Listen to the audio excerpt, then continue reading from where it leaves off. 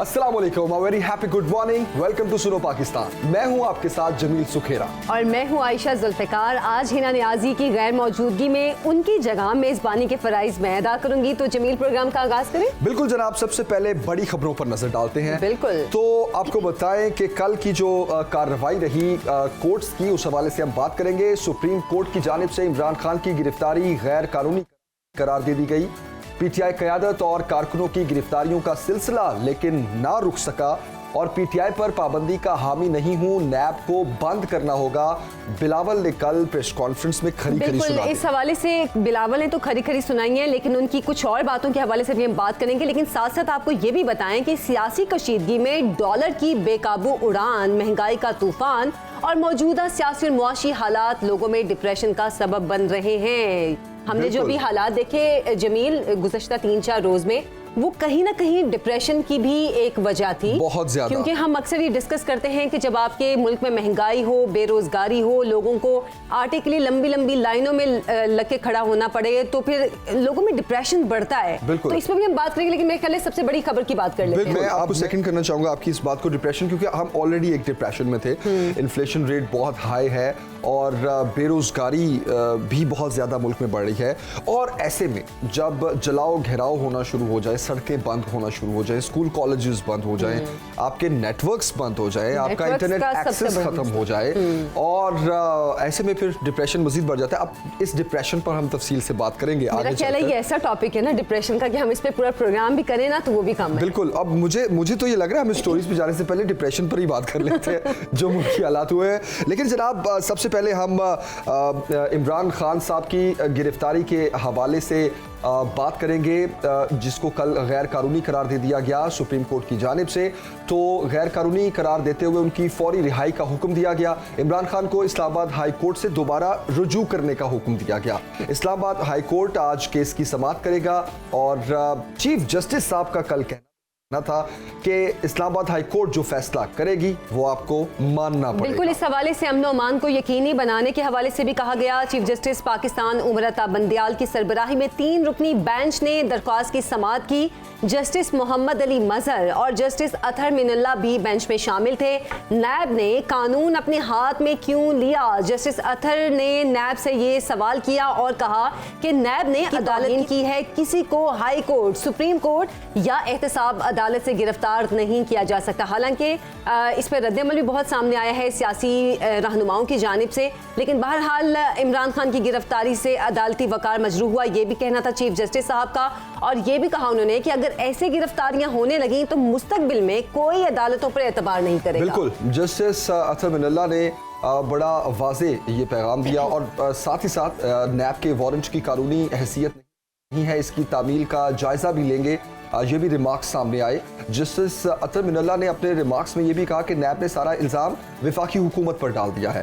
तो कल की ये सारी जो कार्रवाई थी, उसके बाद सबकी नजरें हैं जनाब अब चेयरमैन तहरीक इंसाफ इमरान खान इस्लाम में पेश होंगे। इस्लामाबाद की सूरत हाल क्या है, सबसे पहले तो वो जानते हैं कि इमरान खान की जो पेशी के हवाले से इंतजामात क्या हैं, सिक्योरिटी सूरत हाल क्या है, खास तौर पर दफ़ा 144 का नफाज भी है। तो इस्लामाबाद की मजमूई सूरत हाल क्या है, हमारे नुमाइंदे अवैस मुगल इस वक्त हमारे साथ हैं, उनसे जानते हैं। अवैस, बताइएगा सिक्योरिटी सूरत हाल के हवाले से भी, और क्या इंतजामात किए गए हैं? आज इमरान खान इस्लामाबाद हाई कोर्ट में पेश होंगे। बिल्कुल, हाई कोर्ट के इतराफ तो सिक्योरिटी हाई अलर्ट कर दी गई है और यहाँ पर पुलिस की भारी नफरी मौजूद है। एफसी के एहलकार यहाँ पर तैनात कर दिए गए हैं और अब से कुछ देर कबल जो रेंजर्स हैं उनके भी ताज़ा दम दस्ते यहाँ पर पहुँचे हैं जो कि सिक्योरिटी पर मामूर हैं। हाई कोर्ट के अतराफ सिक्योरिटी हाई अलर्ट है। दोनों अतराफ हाई कोर्ट में कंटेनर्स लगा के रस्तों को ब्लॉक कर दिया गया है मुकम्मल तौर पर, और किसी भी किस्म की गैर मुतलका आमदोरफ्त के लिए ये रास्ते मुकम्मल तौर पर बंद हैं। मैं आपको ये भी बताता चलूँ, हाई कोर्ट के इतराफ़ में एक सुपर मार्केट है जिसमें काफ़ी कसीर तादाद में दुकानें हैं जिनको मुकम्मल तौर पर बंद करवा दिया गया है और कारोबारी मराकज़ मुकम्मल तौर पर बंद हैं और धारदार तारें लगाकर रस्तों को सील कर दिया गया है और किसी किस्म की भी जो आमदोरफ्त है वो यहाँ पर गैर मुतल्लका आमदोरफ्त बंद है। मैं आपको ये भी बताता चलूँ, इस वक्त इमरान खान जो है वो पुलिस लाइन हेड क्वार्टर में है और इस्लामाबाद हाई कोर्ट से वो इतना तवील रास्ता नहीं है, लेकिन जो इस पुलिस लाइन हेड क्वार्टर से लेकर इस्लामाबाद हाई कोर्ट तक का रास्ता है उस पर भी पुलिस की भारी नफरी मौजूद है और जिस रूट से इमरान खान को इस्लामाबाद हाई कोर्ट पहुँचाया जाएगा उस रूट पर FC के एहलकार और रेंजर्स भी तैनात हैं और इमरान खान को फुल हाई सिक्योरिटी के हसार में यहाँ पर इस्लामाबाद हाई कोर्ट में पहुँचाया जाएगा और ये कहा जा रहा है कि इमरान खान 11 बजे तक यहाँ पर पेश होंगे और जो हाई सिक्योरिटी है वो यहाँ पर हाई अलर्ट है। मैं आपको ये भी बताता चलूँ, इस्लामाबाद हाई कोर्ट के इतराफ़ में जो बिल्डिंग्स हैं उनके ऊपर जो है वो स्नाइपर्स भी तैनात किए गए हैं और किसी भी किस्म की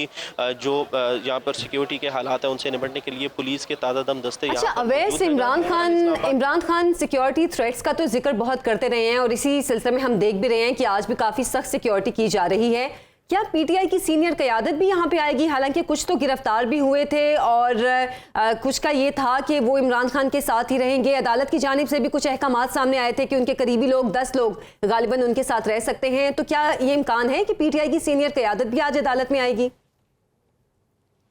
जी बिल्कुल, देखें सुप्रीम कोर्ट की जानिब से तो ये हुक्म दिया गया था कि इमरान खान के साथ 10 लोग जो हैं वो रह सकते हैं, लेकिन इस्लामाबाद पुलिस की जानिब से PTI की जो सीनियर क़यादत है उसको गिरफ़्तार किया जा रहा है। आज सुबह 4 बजे के करीब जो है वो डॉक्टर शीरी मज़ारी को भी गिरफ़्तार कर लिया गया। गुज़िश्ता रोज़ जो है वो इनकी सीनियर क़यादत को गिरफ़्तार किया जा रहा है। अब से कुछ देर कबल जो PTI के वकील हैं फैसल चौधरी वो यहाँ पर आए और उनके साथ उनके जो है लीगल टीम मौजूद थी। इसके अलावा इस्लामाबाद में जो है वो PTI के कारकुनान जो है बड़ी तादाद में निकलने का खदशा है, जिसके पेश नज़र यहाँ पर सिक्योरिटी हाई अलर्ट कर दी गई है और सुप्रीम कोर्ट के अहकामात के मुताबिक जो है वो सुप्रीम कोर्ट ने भी इमरान खान को ये हिदायत की थी कि आप कोशिश करें कि जो आपके कारकुनान हैं वो अदालत के हिसार में दाखिल ना हो, जिस पर इमरान खान ने कहा था मैं कुछ नहीं कर सकता लेकिन कोशिश करूँगा, जिसके बाद यहाँ पर कारकुनान के जमा होने का भी खदशा है, जिसके पेश नज़र सिक्योरिटी हाई अलर्ट है। अब तक जो है वो इस्लामाबाद हाई कोर्ट में PTI की जो क़यादत है उसका कोई भी बंदा यहाँ पर मौजूद नहीं है, लेकिन अब से कुछ देर कबल फैसल चौधरी सिर्फ यहाँ पर पहुंचे हैं अपनी लीगल टीम के हमरा। ठीक, अच्छा वैस जरा मजमूई सूरत हाल भी शहर की बताएं, डाइवर्जन्स कहाँ कहाँ हैं, कौन कौन सी शाहराहें बंद हैं, स्कूल कॉलेजेस की क्या सूरत हाल है? ऑफकोर्स वो बंद रहेंगे तो जरा जो शहरी हैं इस्लामाबाद के उनकी गाइडेंस भी हो जाएगी। जी बिल्कुल, 2 रोज़ पहले आपको पता है शहर इक़्तिदार में जो है वो काफ़ी तोड़ फोड़ और हंगामा आराई का सिलसिला जारी था, जिसके पेश नज़र रास्ते भी बंद कर दिए गए थे और जो फैज़ाबाद इंटरचेंज है जो कि जुड़वा शहरों को आपस में मिलाता है वो मुकम्मल तौर पर ट्रैफिक के लिए बंद था, लेकिन गुज़िश्ता रोज़ से इस्लामाबाद ट्रैफिक पुलिस की जानिब से रास्ते जो हैं वो खोल दिए गए थे और तमाम तर रास्ते फ़िल वक्त जो है वो ट्रैफिक की आमदोरफ्त के लिए मुकम्मल तौर पर खुले हैं और जो है वो स्कूल्स तो बंद हैं क्योंकि 2 रोज़ कबल जो है वो इंतजामिया की जानिब से ये ऐलान किया गया था कि सिक्योरिटी के पेश नज़र स्कूल्स 2 दिन के लिए बंद रहेंगे। आज भी जो है वो पिंडी इस्लामाबाद के जो स्कूल्स हैं वो बंद रहेंगे, लेकिन रास्ते जो है वो मुकम्मल तौर पर खुले हैं। अब देखना ये है कि जब इमरान खान इस्लामाबाद हाई कोर्ट में पेश होते हैं और उनकी पेशी के बाद क्या सूरत हाल बनती है, उसके बाद देखेंगे कि इंतजामिया क्या लाएमल इख्तियार करते हैं। फिलहाल फिल वक्त जो है वो रास्ते तमाम ट्रैफिक के लिए खुले हैं। जी अवैस मुगल, बहुत शुक्रिया, आपने तफसील से हमें आगाह किया और अब देखना यह है कि फैसला क्या आता है। बेसिकली जिस हमारे रिपोर्टर कह रहे थे कि अभी तो रास्ते खुले हैं, कहीं कहीं डाइवर्जन्स हैं, कहीं ब्लॉकेज भी है, लेकिन फैसले के बाद पता चलेगा क्योंकि PTI के बहुत से कारकुनान जो हैं वो शहर में दाखिल भी होना चाह रहे हैं। अच्छा, लेकिन वैसे मजमूई तौर पर अगर देखें तो पूरे मुल्क में जो ब्लॉकेजेस थी वो खत्म हो चुकी हैं, तमाम रास्ते जो हैं वो खुल चुके हैं। आरिफ चौधरी साहब माहिर कानून है हमारे साथ और राना मुबशर साहब हमारे साथ मौजूद हैं, सीनियर एंकर पर्सन और तज्जियाकार हैं। आप दोनों को प्रोग्राम में खुश आमदीद कहती हूँ। आरिफ चौधरी साहब, सबसे पहले तो मरियम औरंगजेब साहिबा के हवाले से जो उन्होंने अभी ये बयान दिया, थोड़ा सा रद्देमल हम इस हवाले से जानना चाहेंगे, फिर आज इमरान खान की पेशी के हवाले से भी आपसे बात करेंगे। क्या कहेंगे, इतना सख्त रद्देमल जो उनकी जानिब से आया है? देखिए, बहुत शुक्रिया आपका। उनकी ख्वाहिश जो है वो तो उन्होंने बहुत अरसा पहले बयान कर दी, वाज़े तौर पर मरियम नवाज ने भी और सब लोगों ने, कि भाई हम तो ये चाहते हैं कि बिल्कुल इमरान खान जो है वो नाअहल भी हो, उसको उसी तरह पकड़ के रखा जाए और उसके बाद फिर जो नाअहल होने के बाद फिर इलेक्शन वगैरह करवाए जाए जब इमरान खान जो है वो मैदान में ना हो। अब उनकी ख्वाहिशात की तकमील के लिए जो अमल हो रहा है उसमें वो ये समझते हैं कि भाई लोग आप जितना मर्जी जुल्म करें, अदालतें जो है वो बेबस हो, अदालतें अपने हाथ उठा लें, अदालतें फैसला ना करें। अब देखें, सबसे खौफनाक बात यह है कि आप इस चीज को नजरअंदाज कर देते हैं कि ये जो हंगामे हुए हैं, ये जिन्हें आप जत्थे कहते हैं, इन जत्थों के बारे में किसी ने कहा था कि हमने देखे हैं जमहूर के काफले, इनके हाथों में परचम बगावत के थे। यानी लोगों को आपने समझा ही नहीं। उनके साथ जब आपने ये रवैया इख्तियार किया, उन्हें बेगुनाह लोगों को मारा, तशद्दुद किया, और फिर इसकी जो सारी ताने बाने जो थे वो इस्टेब्लिशमेंट की तरफ गए। और मैं ये समझता हूं कि ये बहुत बड़ी ज्यादती थी हुकूमत की, कि हुकूमत जो कुछ भी कर रही है उसके लिए वो तासुर ये दे रही है कि जनाब ये सारे सब कुछ जो है ये तो वो कर रहे हैं, इंतजामिया एस्टेब्लिशमेंट कर रही है। तो जब आपने वो सारा माहौल पैदा कर दिया, लोगों को दहशतगर्दों के तौर पर यानी रखा, और उनके चेहरे जो थे उनके ऊपर कपड़े डाले गए, और जिस तरह तशद्दुद हुआ, जिस तरह नंगा किया गया, और ये जो इमरान खान के घर पे जो कुछ हुआ था वो सारा आपने देखने के बाद फिर आपने ये अमल किया कि कानून को हाथ में लेकर एक यानी अदालत जो सेंचुरी होती है, जहां लोग उस इहाते में आकर अपने आप को महफूज समझते हैं, वहां आपने इस बर्बरीत का मुजाहरा किया। और वो इदारा जिसका काम सिर्फ असिस्ट करना था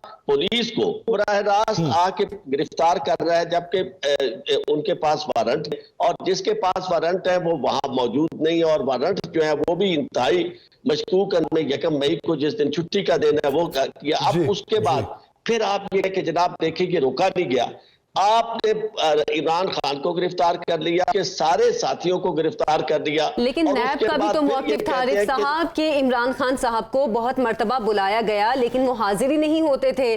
तो फिर लेकिन नैब का ये गलत हो गया ना साबित, वो नैब ने सिर्फ एक नोटिस दिया। तो की बताइए कि सामने ये वारंट जो है, इससे पहले तो इसका कोई जिक्र नहीं था। ये तो अदालत में दूसरी बात ये है कि अदालत में वो जाकर जो भी उनका था वो बेल वगैरह होती या ना होती, उसके बाद आप बाहर निकलता इमरान खान, फिर आप उसे गिरफ्तार करते। तो बिल्कुल बिल्कुल आरिफ चौधरी साहब, बिल्कुल कोर्ट के भी कल के यही रिमार्क्स हैं कि सिर्फ एक नोटिस है। वो पूछा भी गया उनसे, उन्होंने कहा जी बिल्कुल सिर्फ एक नोटिस किया है। फिर अदालत ने ये कहा कि इमरान खान आपने फिर आज 9 तारीख है तो पिछले 8 दिनों में क्यों गिरफ्तार नहीं किया, और जब वो अदालत ही आए तो क्यों गिरफ्तार किया। बिल्कुल ये सारी कार्रवाई रही और अदालत ने भी ये सवाल किए।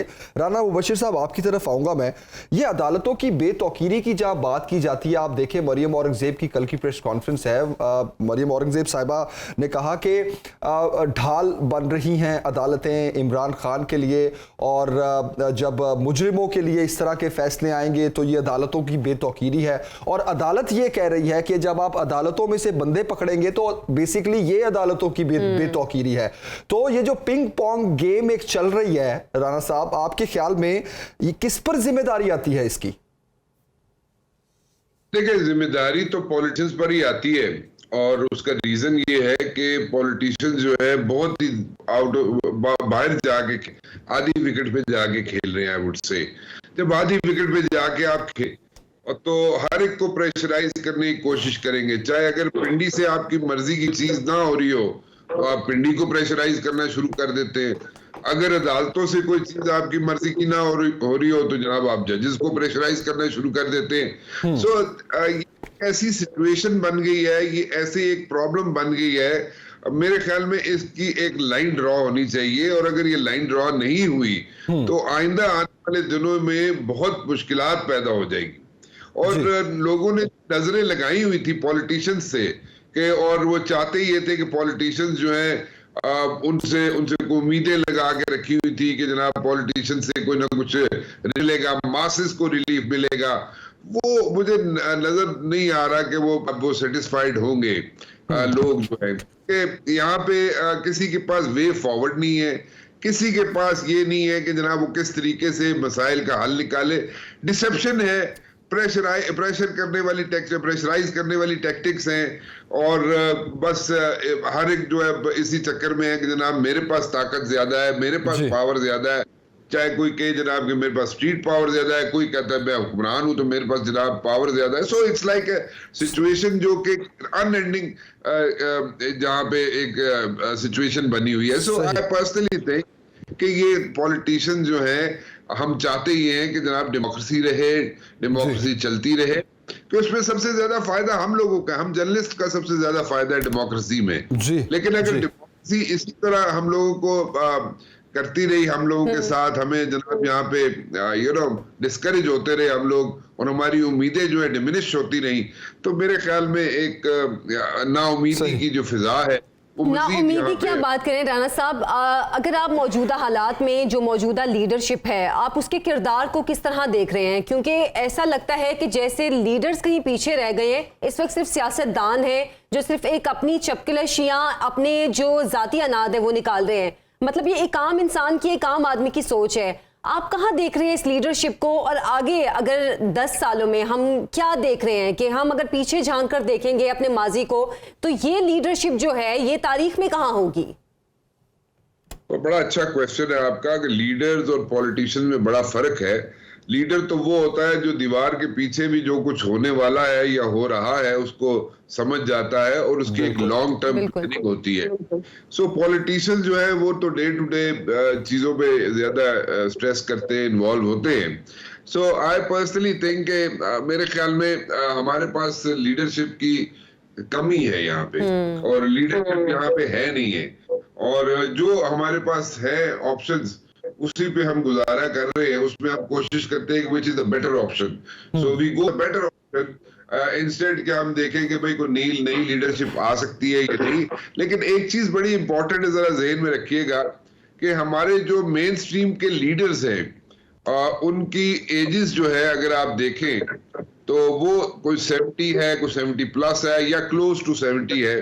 बिल्कुल। सो वो ये इलेक्शंस जो है वो तो चले आपको ठीक है, समझ आती है, इन इलेक्शंस में 5 साल के लिए या फॉर दैट मैटर 10 साल के लिए कोई ना कोई आ सकता है, लेकिन आफ्टर दैट 5 इयर्स के down the lane, 10 years down the lane, एक नई लीडरशिप जब तक नहीं सामने आएगी एक प्रॉब्लम खड़ी हो जाएगी। और मेरे ख्याल में I personally think and I am keeping my fingers crossed on this one कि मेरे ख्याल में एक नई लीडरशिप उभरेगी in the days to come. सही। और लेकिन वो जो नई लीडरशिप है राना साहब, अगर हम पाकिस्तान की हिस्ट्री को देखें तो वो नई लीडरशिप जब तक उभरेगी ना, और जब तक वो अपनी स्ट्रगल के बाद कुछ संभालने जोगी होगी, तो तब तक उनकी उम्रें भी इतनी ही हो चुकी होंगी। Would you agree?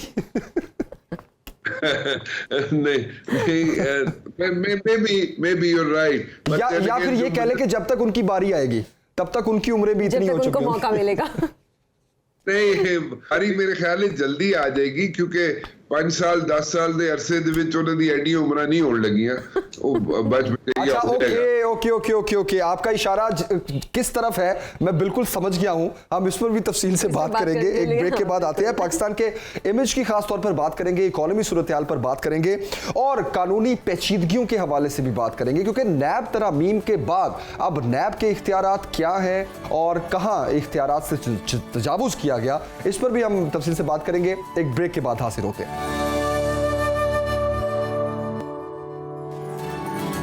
Welcome back, आप देख रहे हैं सुनो पाकिस्तान। तफसील से बात करते हैं जनाब इकोनॉमी पर भी, और ख़ास तौर पर नैब तरामीम के बाद कानूनी पेचीदगियों पर भी हम तफसील से बात करेंगे।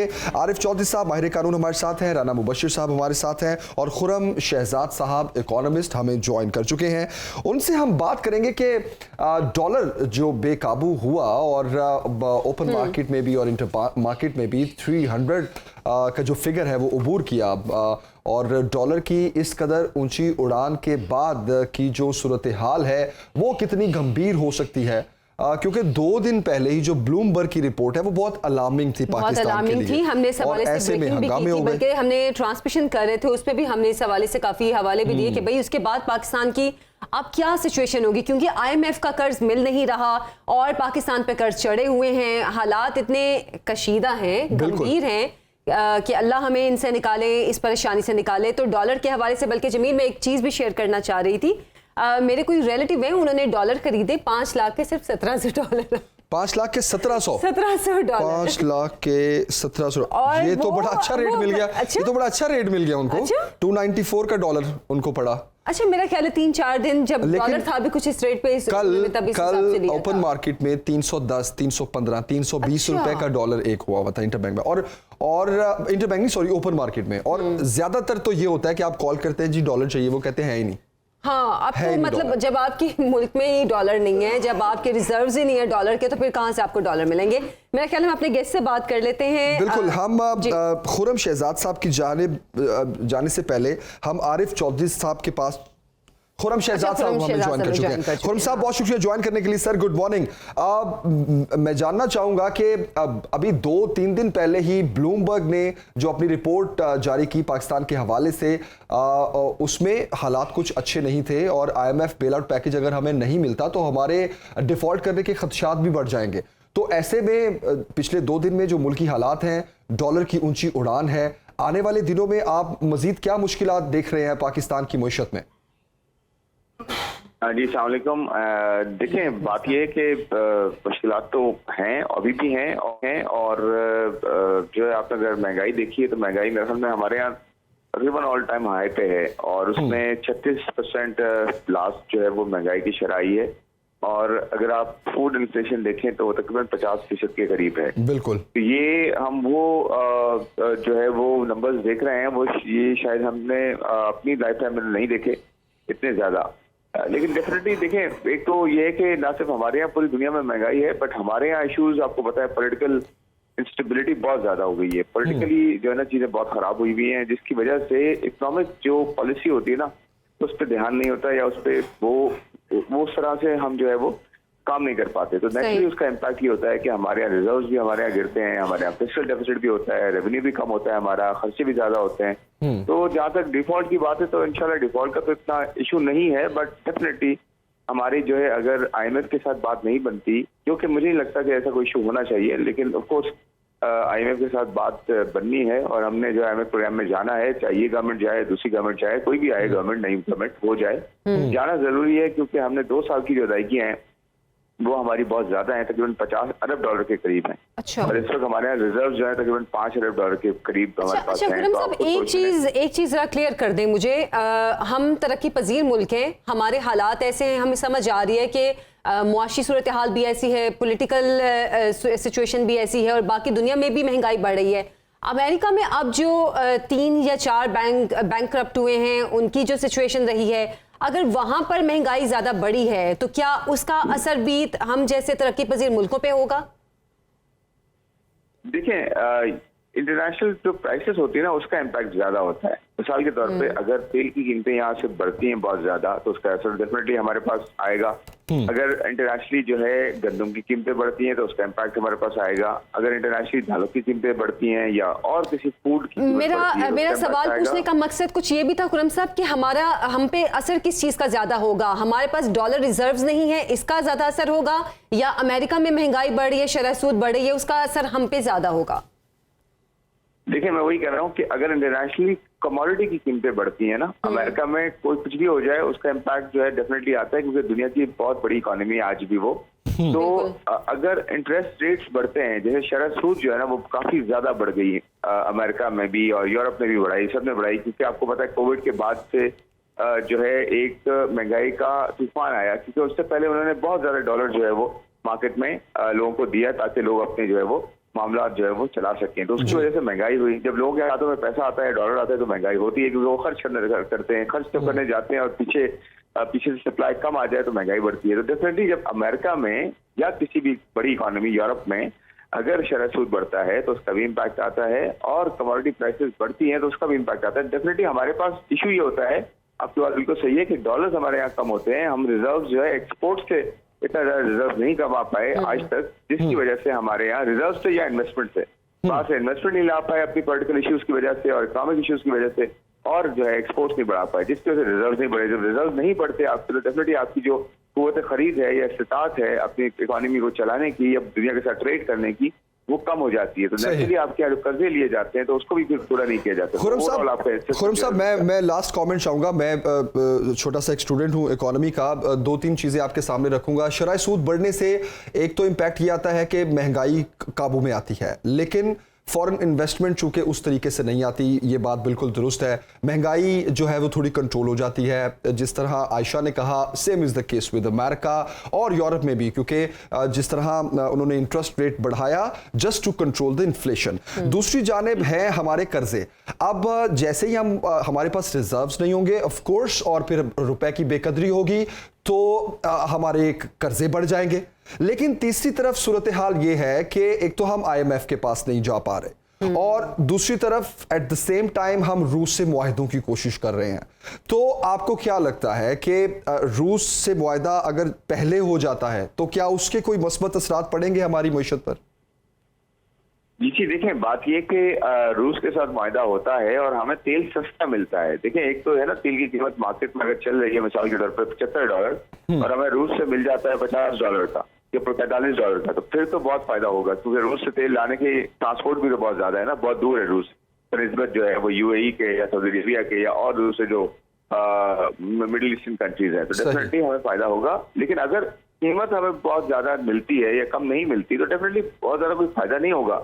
फायदा कहाँ है? देखिए, हमें अपने खर्चे कम करने हैं, फायदा यहाँ से होगा जब अपने खर्चे कम करेंगे और टैक्स वहां लगाएंगे जहाँ नहीं है। रिटेल पे टैक्स नहीं है अभी उस तरह से, रियल एस्टेट पे टैक्स नहीं है, एग्रीकल्चर पे टैक्स नहीं है उस तरह से, तो ये सब एरिया जो है ना उन पे टैक्स करें। और आपकी इकोनॉमी पता है आपको $8.5 ट्रिलियन रुपीज जो है सर मार्केट में फ्लोट हो रहे हैं जो कि अनडॉक्यूमेंटेड है, बिल्कुल, उसको क्यों नहीं किसी तरह से काबू में लाया जाता है जिसकी वजह से आपकी महंगाई में कमी हो। बिल्कुल खुरम साहब, मैं इसी तरफ आना चाह रहा था कि IMF की शराइत में सबसे बड़ी शर्त यही थी कि आप रिफॉर्म्स की तरफ आए। तो आपको लगता है कि हुकूमत ने अब तक के जो इकदाम हैं, हुकूमती इकदाम, वो उसमें हमें कोई रिफॉर्म्स नजर आ रहे हैं? कोई टैक्स नेट बढ़ेगा?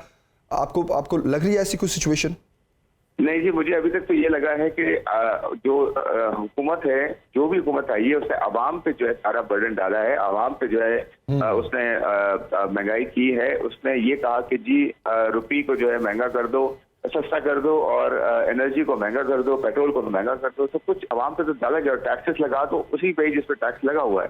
किसी ने ये नहीं किया कि आके अपने बजट को कम करें, अपने खसारे को कम करें, अपने जो है वो जो इतनी बड़ी बड़ी आपने कंपनियां पाली हुई हैं हुकूमत की जो कि खसारे में जाती हैं और इतने खसारे करती हैं कि आपको फिर टैक्स लगाना पड़ता है ज्यादा या फिर कर्जे बहुत ज्यादा लेने पड़ते हैं। वो उसका इम्पैक्ट महंगाई की सूरत में आवाम पे ही आता है। सबने आवाम पे जो सब चीजें डाली हैं, रिफॉर्म्स किसी ने की, उसी जो भी रिफॉर्म करेगा उसी से ही मुल्क को फायदा होगा और बेहतरी होगी लॉन्ग टर्म में, शॉर्ट टर्म में नहीं होगा कुछ।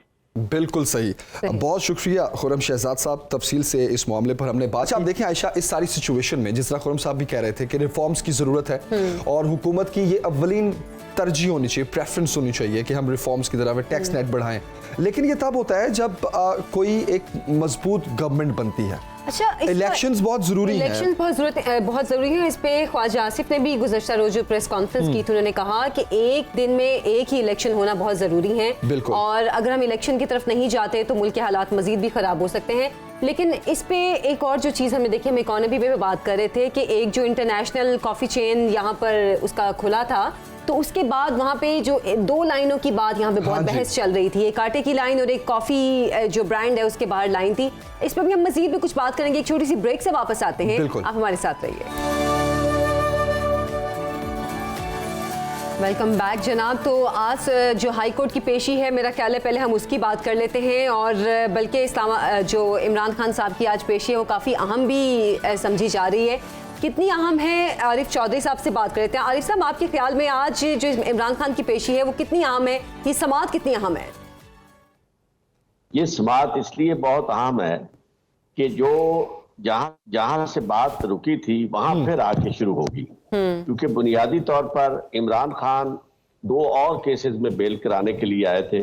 ये केस तो उनके सामने था नहीं, तो वहां पकड़ लिया गया उन्हें इस केस में, ये जो नैब का बनाया। तो उसके बाद अब जो फैसला आया है उस फैसले के मुताबिक भी सुप्रीम कोर्ट ने इस बात को देखा है कि आपने जो फैसला फरमाया था उस वक्त की गिरफ्तारी जो है वो कानूनी है जी। स्पेशली वो सर्कमस्टांसेस जिनमें वो गिरफ्तार किए गए वो गैर कानूनी तरीका था, तो उस गिरफ्तारी को कानूनी कैसे डिक्लेयर किया जा सकता था। इसका उस केस के मेरिट से कोई ताल्लुक नहीं है। जहां तक ये केस है, ये जो उन्होंने बनाया है जिसमें उन्होंने बेसिकली पहले व्हाट्सएप नोटिस भेजने थे, पूरा वो तरीकेकार इस्तेमाल करने के बाद फिर गिरफ्तारी की जरूरत तब आती है जब मुलजम जो है वो आपसे तावन ना कर रहा हो, बल्कि नए इलाज के मुताबिक तो आपने उससे बहुत ज्यादा लैटिट्यूड देना, बहुत ज्यादा एक्सप्लेन करना सूरत हाल। लेकिन खैर इमरान खान के लिए तो सूरत हाल बड़ी डिफरेंट रखी हुई उन्होंने। तो आज जो मुझे खतरा है वो ये है कि कहीं वही सूरत हाल कि जी इसमें 2-3 आ चुके हैं कि जो केस है उसमें रिमांड हो चुका है, और क्योंकि इसके मेरिट्स अभी और कहीं डिस्कस तो हो नहीं सकते, या तो चैलेंज करें उस रिमांड को आज जो हुआ है, तो फिर उसमें अगर रिलीफ मिलता है तो फिर तो सूरत हाल को बेहतर होगी।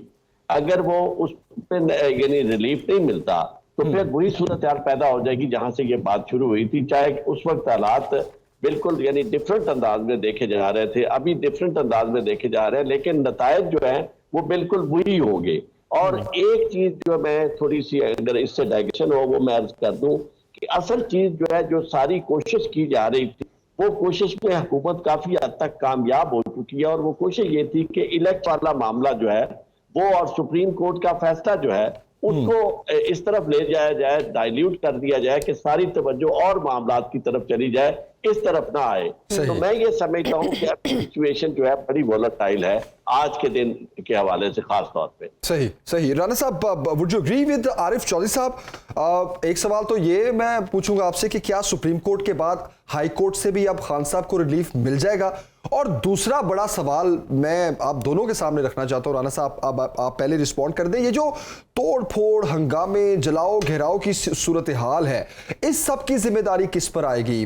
मैं पर्सनली तो इसको बहुत कंडेम करूंगा और मैं कहूंगा कि कभी भी रियासत की रीट को चैलेंज नहीं करना चाहिए और इस तरह की सूरत हाल कभी भी मुल्क में नहीं होनी चाहिए।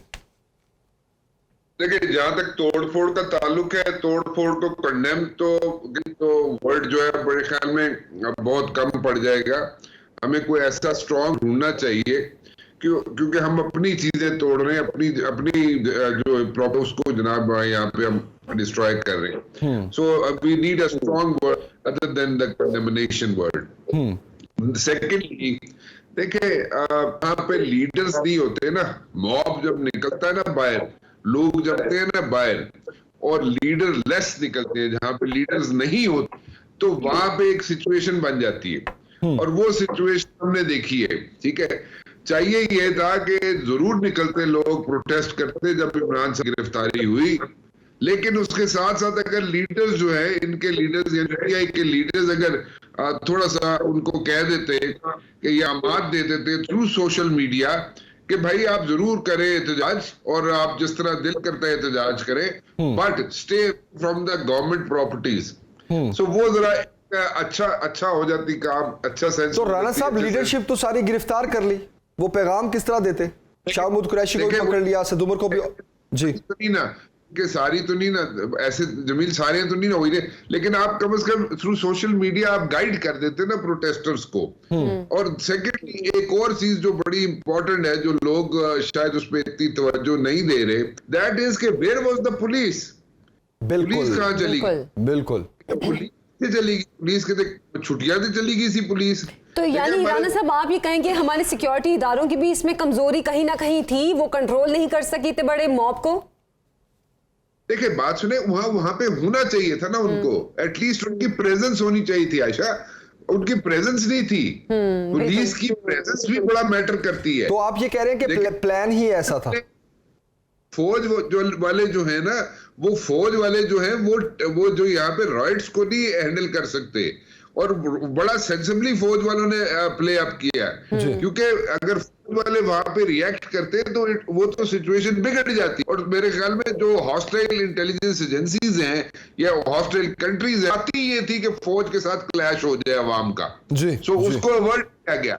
But where was the police? There was no police. So you know, police का होना बहुत जरूरी था, और पुलिस को इंटेंशनली पीछे क्यों रखा गया, क्यों नहीं वहां पे रखा गया, एटलीस्ट उनकी प्रेजेंस हो। राणा साहब, यहाँ पर आपको माजरत के साथ रोकना चाहेंगे। एक बड़ी खबर आई है कि इंटर बैंक में डॉलर 286 रुपए 50 पैसे पर आ गया है। डॉलर की मांग में कमी आई है और अमरीकी डॉलर बुलंदियों से अब वापसी की तरफ का सफर कर रहा है। तो 12 रुपए 43 पैसे सस्ता हो गया है डॉलर। बिल्कुल जनाब, ये बड़ी खबर आ रही है क्योंकि कल हमने देखा कि इंटरबैंक में और ओपन मार्केट में भी डॉलर जो है वो तकरीबन 10 से 15 रुपए महंगा हुआ, 299 की बुलंद तरीन सतह पर पहुंचा। लेकिन उसके बाद आज खबर यह है कि 12 रुपए 43 पैसे इंटरबैंक में डॉलर सस्ता हो गया है और अब इंटरबैंक में डॉलर 286 रुपए 50 पैसे पर आ गया। चले कोई तो अच्छी खबर आई।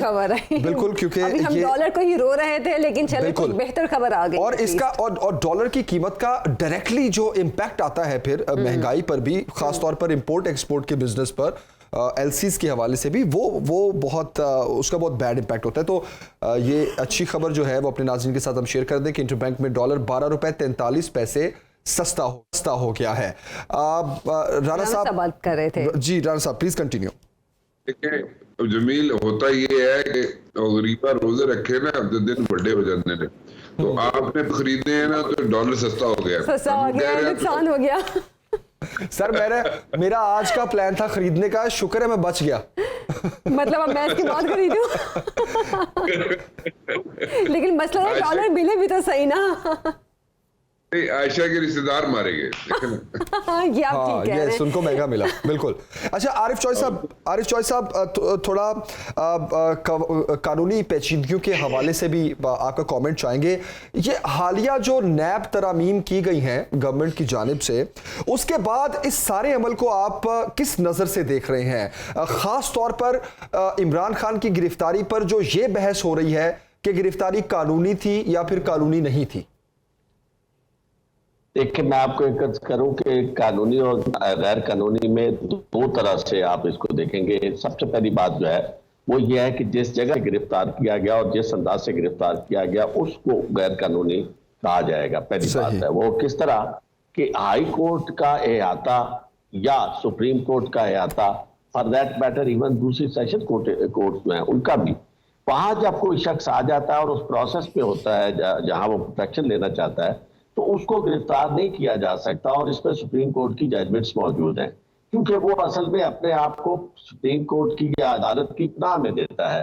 अब आगे की अदालत की मर्जी है कि वो उसको किस तरह डील करती है। जब नहीं डील करती, वो कहती है कि नहीं भाई, तो आप जाएं, आपको हम रिलीफ ये नहीं दे सकते, आप अपना मामला पुलिस के साथ, इन्वेस्टिगेशन एजेंसी के साथ करें। तो एक बात ये होगी। दूसरा, गिरफ्तार करने के लिए जरूरी शर्त ये होती है कि वो इदारा जिसने ये वारंट निकाला था वो खुद एग्जीक्यूट करने के लिए उनका बजाज ऑफिसर जो है, उसका डीजी कोई वहां मौजूद होता। तो जो पुलिस होती है वो उसे असिस्ट करती है और आगे। बिल्कुल सही। आरिफ चौधरी साहब बहुत शुक्रिया आपके वक्त का, और राना मुबशिर साहब आपका भी बहुत शुक्रिया, तफसील से हमने इस मामले में बात की। इस हवाले से आपको मजीद भी हम अपडेट करते रहेंगे क्योंकि समात पर सबकी नजरें हैं। अभी एक ब्रेक लेते हैं, आप 10 बजे की हेडलाइंस देखिए, उसके बाद आपसे मुलाकात होगी। वेलकम बैक टू सुनो पाकिस्तान। इमरान खान साहब को 11 बजे अदालत में पेश किया जाना है। इस्लामाबाद हाई कोर्ट में इमरान खान साहब की पेशी है। तो सबसे पहले हम ताज़ा तरीन सूरत हाल जानते हैं। हमारे नुमाइंदे फयाज महमूद इस वक्त इस्लामाबाद हाई कोर्ट के अंदर मौजूद हैं। फयाज, ज़रा तफसीलन बताइए इंतज़ामात के हवाले से भी, और हेयरिंग कब स्टार्ट होगी?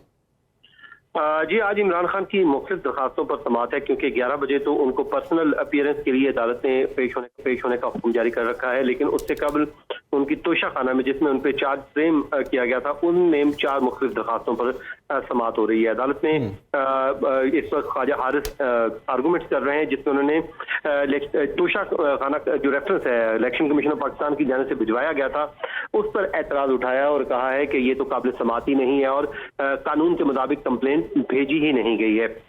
इस पर इस वक्त भी आर्गूमेंट जारी है। अगर आप बात करें इंतजामात की, तो इंतजामात को इतना सख्त किया गया है कि इस्लामाबाद हाई कोर्ट के जो अतराफ पे कंटेनर्स लगाए गए हैं, उसके अलावा सिक्योरिटी के जो है इंतजामात, उसमें एफसी को तैनात किया गया है। इस्लामाबाद पुलिस के एहलकार मौजूद हैं, रेंजर्स एहलकार मौजूद है, और किसी भी गैर मुतलका शख्स के दाखिले पर इस्लामाबाद हाई कोर्ट के आते में पाबंदी आयद की गई है।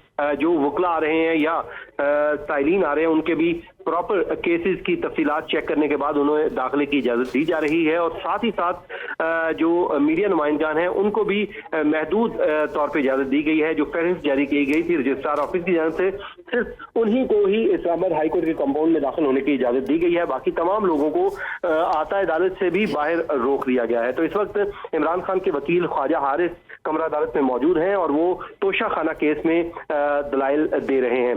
अब से कुछ ही देर बाद जब 11 बजे इमरान खान को यहाँ पर पेश किया जाएगा तो उसके बाद उनकी जो दरख्वास्त जमानत थी, एक तो बगावत के मुकदमे में और दूसरा शाह महमूद मोहसिन शाह नवाज रांझा पर जो हमले का एक मुकदमा है, उसमें उनकी अबूरी जमानत पे समाअत होगी। और साथ ही साथ उन्होंने 6 मई के हवाले से एक और दरख्वास्त जमानत दायर की थी, उस पर भी समाअत का इम्कान है। तो ये 11 बजे के बाद का वक्त मुकर्रर किया गया है, लेकिन अभी तक कब तक लाया जाएगा ये कहना बड़ा कब्ल वक्त होगा। लेकिन सिक्योरिटी अरेंजमेंट जो है वो हाई अलर्ट है इस वक्त सिक्योरिटी। अच्छा फयाज, अभी तोशा खाना केस के हवाले से समाअत चल रही है, तो जो बाकी आप 4 दरख्वास्तों की बात कर रहे हैं, यही बेंच उन केसेस की भी समाअत करेगा?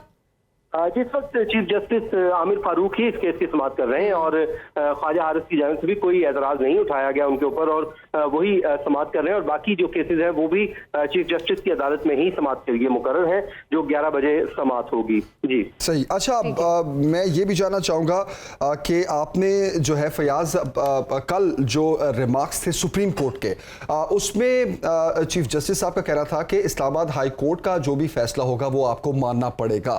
तो क्या जो नैब की कार्रवाई है उसका भी कोई रिलेट किया जाएगा इन केसेस के साथ उसको? देखिए, इमरान खान को अल-कादर ट्रस्ट में गिरफ्तार किया गया था और उस दिन जब उनको गिरफ्तार किया गया था वो उस वक्त उसी केस के लिए ही बायोमेट्रिक करवा रहे थे, उसमें दरखास्त जमानत उनकी दायर हो रही थी। अब जब उनको गिरफ्तार कर लिया गया है और कल जब सुप्रीम कोर्ट पाकिस्तान ने तमाम मामले को रिवर्स कर दिया है, तो अभी तक यही कहा जा सकता है कि आज वो आएंगे और जाहिर है उस पर वो फैसला होगा और उनकी दरखास्त जमानत पे भी फैसला होगा। अगर दरखास्त जमानत मंजूर होती है तो जाहिर है वो अपने घर चले जाएंगे और अगर दरखास्त जमानत खारिज होती है तो वज़ीर दाखिला राना सनाउल्लाह कह चुके हैं कि अगर दरखास्त जमानत खारिज होती है तो फिर हम इमरान खान को एक बार फिर गिरफ्तार भी करेंगे। तो बहरहाल अभी ये कानूनी नुकात हैं सुप्रीम कोर्ट ऑफ पाकिस्तान के फैसले की रोशनी में जो आज अदालत के सामने रखे जाएंगे। जबकि नैब का मानना यह है कि हमने तो रिमांड हासिल किया है और इन्वेस्टिगेशन हमारी चल रही है, तो इस पे जाहिर है इस्लामाबाद हाई कोर्ट अब उन्हें नोटिस भी करेगी और नोटिस करने के बाद तमाम पीटीएन को सुनने के बाद ही कोई हतमी फैसला करेगी। और आज बज़ाहिर ये लग रहा है कि जो इंटरिम बेल होगी वो तो जाहिर है वो मिल जाती है, लेकिन अगली जो बहरहाल जैसे जैसे अपडेट्स आएंगी आपसे हम लेते भी रहेंगे। बहुत शुक्रिया फयाज महमूद, हमें हाई कोर्ट के अंदर के हवाले से आगाह कर रहे थे। तो जो अभी मुल्क की सिचुएशन है, जो सूरत हाल चल रही है, इस पे यकीनन हम सब बार बार बात भी कर रहे हैं कि काफ़ी परेशान कुन सूरत हाल है। खास तौर पे अगर हम आलमी मंजरनामे पर नज़र डालें, अगर हम देखें कि बाहर की जो दुनिया है वो पाकिस्तान को किस नज़र से देख रही है, ये काफ़ी तशवीशनाक बात है। बिल्कुल, हमने बहुत से इंटरनेशनल मीडिया की इस सारे मामले पर जो कवरेज थी उसको भी हमने तफसील के साथ डिस्कस किया था कि पाकिस्तान की जो मौजूदा सूरत हाल है इस पर न सिर्फ ह्यूमन राइट्स की जानिब से एतराज़ात है बल्कि इंटरनेशनल मीडिया में भी पाकिस्तान का मजाक बनाया जा रहा था। तो ये बात सच है कि मुल्क में इससे पहले इमरान खान भी कुछ इंटरनेशनल फोरम्स पे इस चीज़ को उठा चुके थे और मेरा ख्याल है उसके बाद ज़्यादा ये चीज़ जो थी वो ज़्यादा नज़रों में भी आई, क्योंकि जब फिर इमरान खान साहब की गिरफ्तारी भी हुई और उसके बाद जो जलाओ घेराव वाले मामलात भी हुए, उसकी वजह से हम ज़्यादा मजाक का निशाना भी बन गए, जो कि हमारे लिए काफ़ी परेशानी की बात है। और हम बार बार ये बात करते हैं कि जिन अमलाक को, जिन चीज़ों को हम जला रहे हैं वो कोई बाहर के मुल्क की नहीं है, वो हमारे अपने मुल्क की। हमें इन चीज़ों का बहुत ख्याल रखने की ज़रूरत है। अपनी प्रॉपर्टी को हम नुकसान पहुंचा रहे हैं। ब्रिगेडियर हारिस नवाज साहब इस वक्त हमें ज्वाइन कर चुके हैं, उनको शामिल गुफ्तगू करते हैं। ब्रिगेडियर साहब बहुत शुक्रिया वक्त देने के लिए। गुड मॉर्निंग, कैसे हैं आप? Good morning, I am fine, definitely sure. Brigadier साहब, मामलात किस तरफ जाते दिखाई दे रहे हैं आपको? 2 दिन के इस एपिसोड के बाद थोड़ा सा रिलीफ मिला खान साहब को, लेकिन आज की जो इस्लामाबाद हाई कोर्ट की कार्रवाई है वो भी बहुत इंपॉर्टेंट है, जिसने ये फैसला करना है कि आने वाले दिनों के हालात क्या होंगे। आपका तज्जिया क्या कहता है? देखें, बिल्कुल ये बात ठीक है कि इसमें गिरफ्तार के अब आज उनको रिलीफ मिली है, लेकिन डिपेंड करता है आज नंबर 1 कि जो उन्होंने कहा था रिवर्स एक्शन कर देंगे, आज बायोमेट्रिक कराएंगे, उसके बाद वो ये अल-कादर के लिए जो बेल अप्लाई की है वो लेट्स सी कि उनको बेल प्रोटेक्टिव बेल मिलती है, जो कि जनरली हर एक्यूज का राइट होता है उसको प्रोटेक्ट मिल जाए और उसके वो जाके शामिल तशवीश हो, वहाँ पे इंक्वायरी की जाए। बिकॉज मैं नैब में रहा हूँ कुछ अर्सा, तो मुझे इसका तशवीश पता है।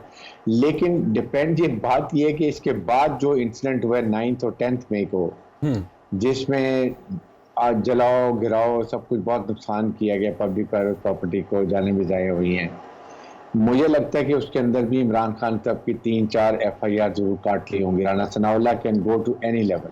सही।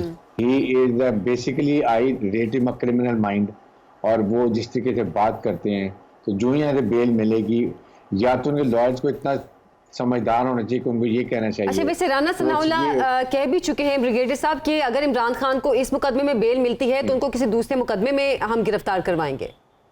यस, तो ये इनके लॉयर्स को ये चाहिए कि ये कोर्ट में ये अभी प्री पिटीशन डालें कि जब तक कोर्ट ऑर्डर न करे नई FIR नहीं कटेगी, अगर कटे भी है तो अरेस्ट नहीं करेंगे टिल द टाइम उनको रेमेडी मिले कि वो जाके इंटरम बेल ले लें। अगर तो ये होगा तो फिर तो he can escape arrest. Otherwise मेरे ख्याल में जो ही इनकी बेल होगी इसमें अलकादर यूनिवर्सिटी के केस में, तो जब ये बाहर निकलेंगे तो जिस तरीके से पुलिस ने इनको रखा हुआ है, अभी भी पुलिस लाइन में थे उनके गेस्ट रूम में, अभी भी पूरी टोटल FC रेंजर्स पुलिस है वहाँ पर, उनकी पार्टी के लोगों को इजाजत नहीं है। इसका मतलब बड़े कन्वीनियंटली वो उनको अरेस्ट करेंगे और लेके दोबारा वही पुलिस में जाके वहाँ पर इनको रखना शुरू करेंगे। ये 1-2 पॉसिबिलिटीज हैं, बट आई थिंक जिस तरीके से इन्होंने पहले इमरान को अरेस्ट किया, ज़्यादा ट्रबल उसकी वजह से हुई है। इसके ऊपर राना सनाउल्लाह IG पुलिस जो है, I think they need to be sorted out because this was not the way. सही। He was a political leader of a very strong big political party. So आप उनको आराम से जब वो बाहर निकलते हैं उसके बाद उनको अरेस्ट करते ले जाते, ट्रैफिक पुलिस जहाँ होता है इशारा वहां रोकते बिल्कुल, और उनको ले जाते, बजाय इसके कि इतना करके जिस तरीके से उनको पकड़ा गया लोगों को उस पर एतराज था। बिल्कुल बिल्कुल। अच्छा ब्रिगेडियर साहब, इलेक्शंस का जो मामला है, if I am not wrong, तो कहानी वहाँ से शुरू हुई इलेक्शंस के मामले पे, और फिर अदालती जो अहकामात थे जिसकी रोशनी में 90 दिन के अंदर इलेक्शंस होने थे, उसके बाद चीज़ें जैसे जैसे वो दिन करीब आए हमें चीज़ें बहुत रैपिडली चेंज होती हुई नजर आई, वर्स्ट होती हुई नजर आई। अगर पिछले 2 दिन का अहाता किया जाए और आपके सामने मैं ये सवाल रखूं कि PDM की हुकूमत, जो कि मुख्तलिफ जमातों की एक हुकूमत है, जिसमें कल के दिन में ही हमने देखा कि मरियम औरंगजेब की जो प्रेस कॉन्फ्रेंस थी उसमें तो खुली धमकियां थी जजेस को, और दूसरी जानिब बिलावल की प्रेस कॉन्फ्रेंस थी जिसमें बड़े वाजे अल्फाज में वो कह रहे थे कि पार्टी को कलअदम करने के हक में तो मैं कभी भी नहीं हूं और पॉलिटिशियंस की गिरफ्तारियों के भी मैं हक में नहीं हूं। तो क्या आपको लग रहा है कि PDM की जो जमातें हैं वो अब एक पेज पर नहीं है, इनके बयानिए अब मुख्तलिफ होते जा रहे हैं? वो PDM का हिस्सा नहीं है, लेकिन बहरहाल इत्तेहादी तो वो है। बिल्कुल। तो इस पर क्या कहेंगे आप? देखें, let me tell you very clearly, peoples party की ज्यादा डेमोक्रेटिक नॉर्म्स हैं, वो जमहूरियत पे चलती हैं। सिर्फ भुट्टो जरदारी साहब ने भी ये कहा कि मुज़ाकरात होने चाहिए, जमहूरियत में मुज़ाकरात ख़त्म नहीं किए जाते हैं। लाइक बिलावल भुट्टो ने भी ये बात की है, and that is true also. लेकिन PDM ख़ास तौर पे PMLN और जिस तरह कल मरियम औरंगजेब ने लैंग्वेज इस्तेमाल की, आई विश कि सुप्रीम कोर्ट या हाई कोर्ट उनके ऊपर कॉन्टेम्प्ट लगाए, उनको बुलाए, उनको शोकत नोटिस दे, and she needs to be sorted out to a limit, इसलिए कि दिस लेडी ये सबसे ज़्यादा इंस्टिगेशन करती हैं। बात ये कि राना सनाउल्लाह और मरियम औरंगजेब ये दो, और अता तारक, आई मीन आप एक तरफ मुज़ाकरात करते हैं, एक तरफ आग लगाते हैं, एक तरफ आप एक्सप्लॉइट करते हैं। दे वांट, देखें सबसे ज़्यादा फायदे में कौन है? अगर खुदा न खासा फौज और PDM में तसादम हो जाता, अल्लाह ना करे, तो सबसे बड़ा बेनिफिशियरी कौन था? PMLN। इसलिए कि जब लड़ाई हो जाती तो उन पर बड़ा एक्सक्यूज था कि जी अब तो इलेक्शन नहीं हो सकते, एंड वो they want to take it to the high pitch more, ताकि ये इलेक्शन तो वो करना चाहते ही नहीं है। इसमें मौलाना फजल रहमान का, उनकी पार्टी का रोल आपको क्या लगता है? गुज़श्ता रात को उनकी तरफ से भी बड़ी सख्त मीडिया टॉक की गई। ही is a power hungry man, he is a big spoiler. 2 साल से जो PDM चलाई है और PDM में ला के जो कुछ मुल्क का हाल किया है, he is a ring leader in that, let me tell you. उनको कोई पाकिस्तान से मोहब्बत नहीं है, उनको सिर्फ चाहिए पावर। उनका हमजुल्फ जो गवर्नर वहाँ पर KPK में है, उनका सन लॉ जो है वहाँ का मेयर है, बेटा जिसको ABC नहीं पता इंजीनियरिंग की, उसको कम्युनिकेशन मिनिस्टर वहाँ पे पैसे बनते हैं। That is what he wants it.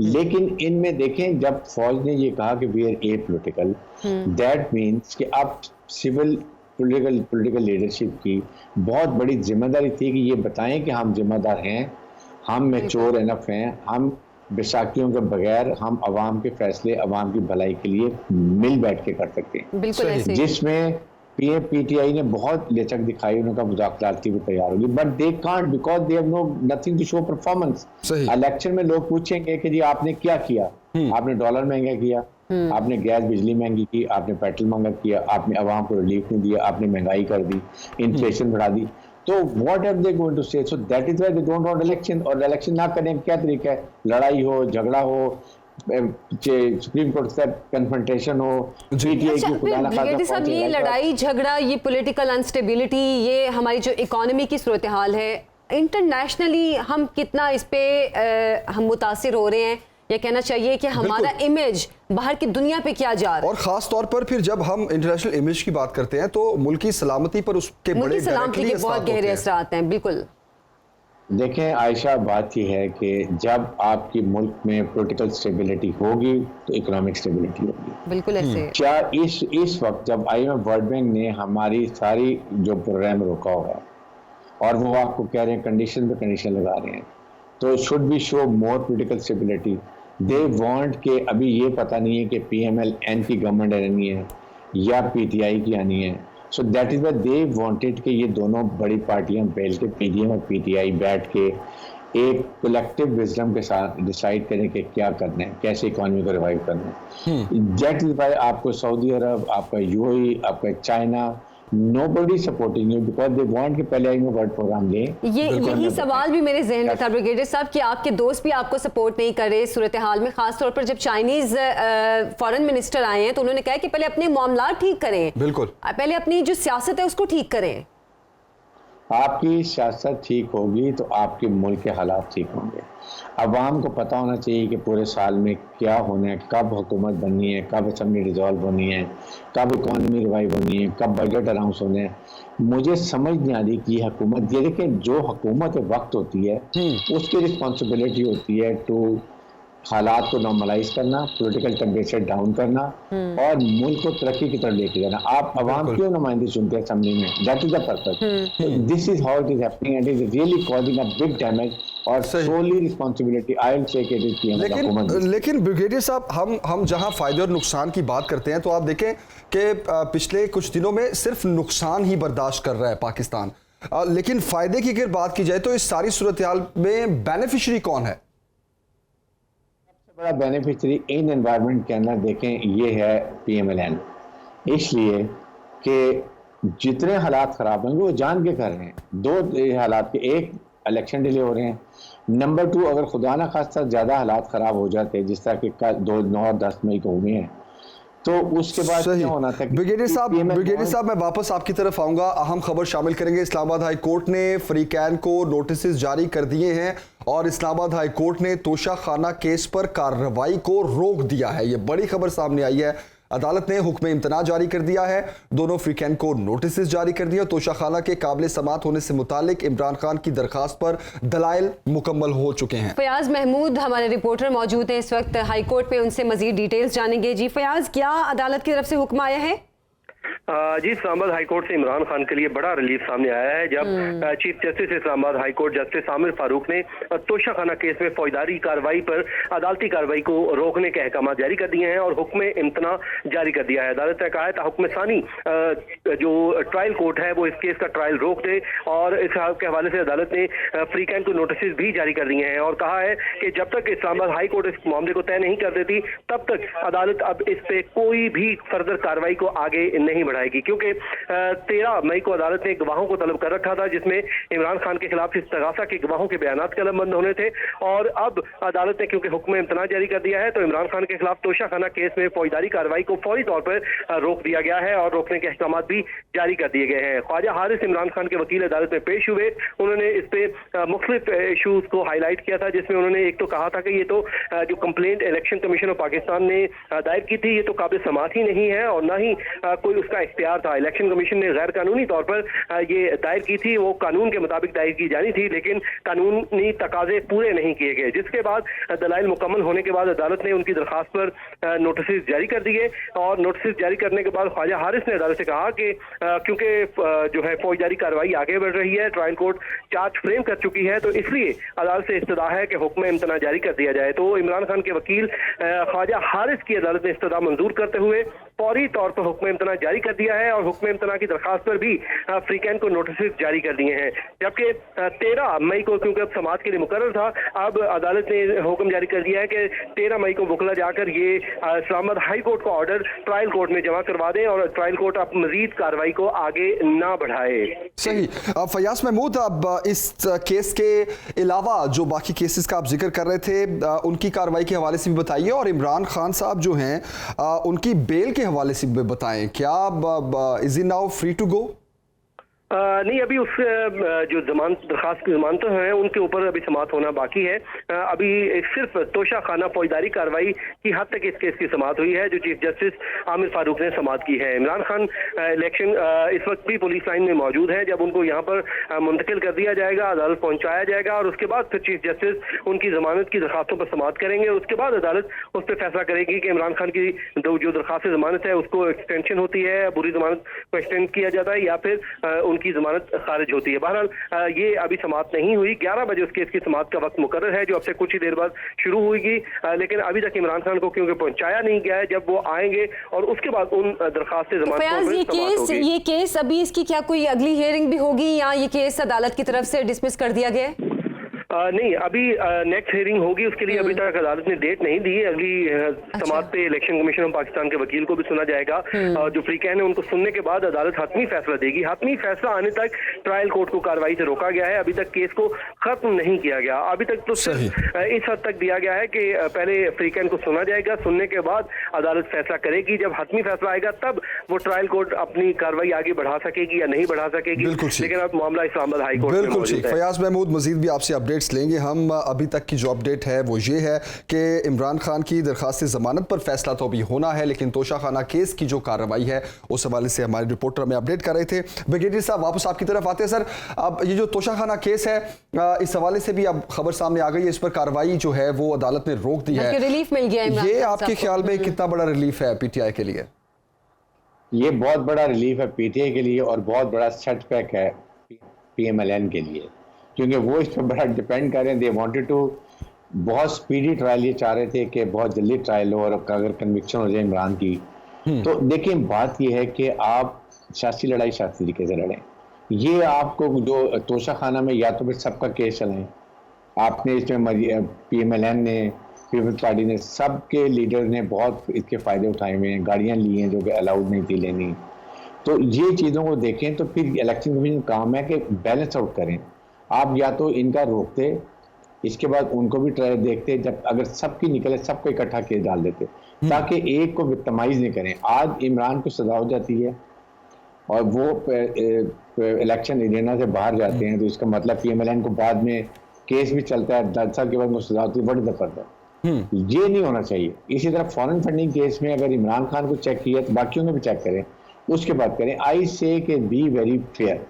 Election commission ने इसीलिए अपनी जानबदारी दिखा दी है, इसलिए वो इस पर ट्रस्ट नहीं करते हैं। सही सही। ब्रिगेडियर हारिस नवाज साहब, बहुत शुक्रिया आपके वक्त का। और ब्रिगेडियर साहब का तजिया ये कहता है आयशा कि फेयर, जहां हम फ्री एंड फेयर इलेक्शंस की बात करते हैं, वहीं हम अदालती कार्रवाइयाँ हों या बड़े फैसले हों, और तो उसमें भी जो है वो जैसा ब्रिगेडियर साहब कह रहे थे कि लेट्स बी फेयर। लेकिन बहरहाल उनके भी ख्याल में कि इमरान खान को ये तोशा खाना मामले में भी बड़ा रिलीफ मिला है और अलकादी ट्रस्ट का तो वैसे भी मामला चल रहा है, लेकिन एक्सपेक्टेड तो ये है कि उसमें भी अदालत की तरफ से उनको रिलीफ मिल सकता है, क्योंकि वैसे भी नैब ने जो कार्रवाई की थी उस पर भी अदालत की तरफ से काफ़ी बरहमी का इजहार भी किया गया था। बहरहाल एक और भी अच्छी खबर आई है डॉलर के हवाले से ही, गालिबन के डॉलर मजीद नीचे आ गया है और 298 रुपए 93 पैसे पर डॉलर गुज़श्ता रोज बंद हुआ था, लेकिन आज हमने भी कुछ देर पहले बताया था कि डॉलर 286 पर आ गया और अब 1 रुपया मजीद सस्ता हो गया। टोटल 13 रुपए 93 पैसे, लाइक 14 रुपए मजमूई तौर पर इंटरबैंक में डॉलर की कीमत नीचे आ गई है और 285 रुपए पर आ गया है। बड़ी खुशाइंद खबर है ये। इट्स फ्राइडे और फ्राइडे पर जो क्लोजिंग, जुमे का मुबारक असर भी इसको कहा जा सकता है। अच्छा, खास तौर पर आयशा जो स्टॉक मार्केट है उसके ये क्लोजिंग डेज होते हैं। तो क्लोजिंग डेज का जो क्लोजिंग डेज के जो इम्पैक्ट होता है वो बेसिकली ओपनिंग डे पर बड़ा वाजे नजर आता है कि मंडे, ट्यूसडे, वेडनेसडे कैसा होगा। जब इमरान खान साहब की गिरफ्तारी हुई थी तब बड़ा एक जो नेगेटिव इफेक्ट था वो हमने देखा था स्टॉक मार्केट पे। स्टॉक मार्केट में काफी मंदी भी हुई थी, लेकिन अब जबकि इमरान खान साहब को रिलीफ भी मिल रहा है, लगता है उसका भी असर साथ साथ है। बहुत अच्छा आपने इसको रिलेट किया आयशा कि वहाँ एक तरफ रिलीफ मिल रहा है तो दूसरी तरफ आवाम को भी रिलीफ मिल रहा है। नहीं, ये प्लीज ऐसे बात नहीं होगी। ये 22 बातें खरीदे हैं उनका नुकसान ये 22 बातों के खिलाफ मैं हमेशा जो है ना आवाज उठाऊंगा। आप ये कह रही है कि उधर इमरान खान को रिलीफ मिल रहा है तो उधर आवाम को रिलीफ मिल रहा है। नहीं, बिल तो हो सकता है चीजें इसके बरक्स हो। चलिए बहरहाल ये तो हम देखेंगे जब नेक्स्ट वीक स्टार्ट होगा। हाँ, यस, या फिर आज की कार्रवाई के हवाले से इमरान खान साहब की जो दरखास्त जमानत है उस पर अभी समाअत होना बाकी है। अभी एक ब्रेक लेते हैं जनाब, ब्रेक के बाद हाजिर होंगे। आप देखते रहिए सुना पाकिस्तान। वेलकम बैक टू सुनो पाकिस्तान। डिप्रेशन और टेंशन की बात करेंगे ज़रा तफसील से, क्योंकि हालात जिस नहज पर पहुंच चुके हैं, ये टॉपिक ऐसा है जिस पर बात करना बहुत ज़रूरी है, क्योंकि डिप्रेशन को बीमारियों और तिब्बी पेचीदगियों की मां करार दिया जाता है और ख्याल किया जाता है कि दुनिया का हर दूसरा या तीसरा फर्द किसी ना किसी तरह की दिमागी पेचीदगी, उलझन, तनाव या फिर मसाइल का शिकार होता है। तो बरतानवी माहिरीन की 1,30,000 अफराद पर की जाने वाली ताज़ा तहकीक के मुताबिक डिप्रेशन में मुब्तला अफराद के जिस्म और जहन में मुतादिद संगीन असरात मुरतब होते हैं, जिसकी वजह से आम अफराद के मुकाबले में डिप्रेशन की शिकार अफराद में 29 अमराज और तिब्बी पेचीदगियों के बढ़ने का इम्कान पैदा हो जाता है। हालांकि आज हमने जो डॉलर के कम होने की जो खबर आप तक पहुंचाई है उसके बाद मेरा ख्याल है काफी हद तक डिप्रेशन थोड़ा सा नीचे आ जाना चाहिए। बहुत हद तक टेंशन भी कम होनी चाहिए, लेकिन देखिए इंशाल्लाह उम्मीद करते हैं कि मजीद नीचे आएगा।